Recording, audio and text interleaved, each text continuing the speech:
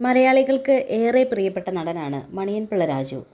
നടനായും നിർമ്മാതാവായും മലയാള cinema ലോകത്ത് ഇന്നും നിറഞ്ഞു നിൽക്കുന്ന കലാകാരനാണ് അദ്ദേഹം.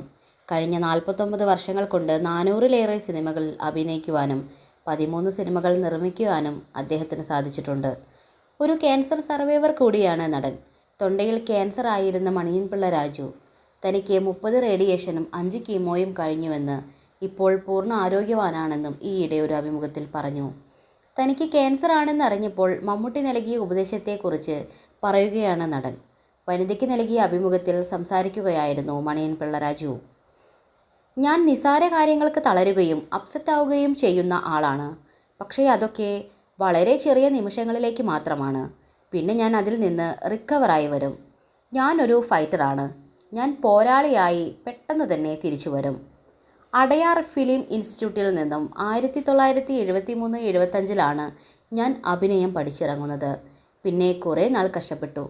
ആ സമയം ഞാൻ ഇന്നല്ലെങ്കിൽ നാളെ ഈ ചുവരിലൊക്കെ എൻ്റെ പോസ്റ്ററും വരും എന്ന് പറയുമായിരുന്നു. ഞാൻ അതിനു വേണ്ടി ഒരുപാട് കഷ്ടപ്പെട്ടു. അങ്ങനെയാണ് ഞാൻ സിനിമയിൽ വരുന്നത്. ക്യാൻസർ വന്ന സമയത്ത് ആദ്യമായി അറിഞ്ഞ സെക്കൻഡിൽ തന്നെ തളർന്നു പോയിരുന്നു. എൻ്റെ ജീവിതം ഇവിടെ തീർന്നല്ലോ എന്നാണ് ചിന്തിച്ചത്. പക്ഷേ ആലോചിച്ചപ്പോൾ ഫൈറ്റ് ചെയ്യാൻ തന്നെ തീരുമാനിച്ചു.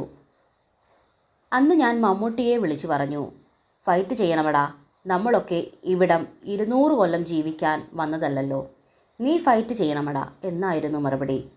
അങ്ങനെയൊരു ഉപദേശം എനിക്ക് മമ്മൂട്ടിയിൽ നിന്ന് കിട്ടി. നമ്മൾ തളർന്നാൽ അവിടെ പോയി, മണിയൻ പിള്ള രാജു പറയുന്നു.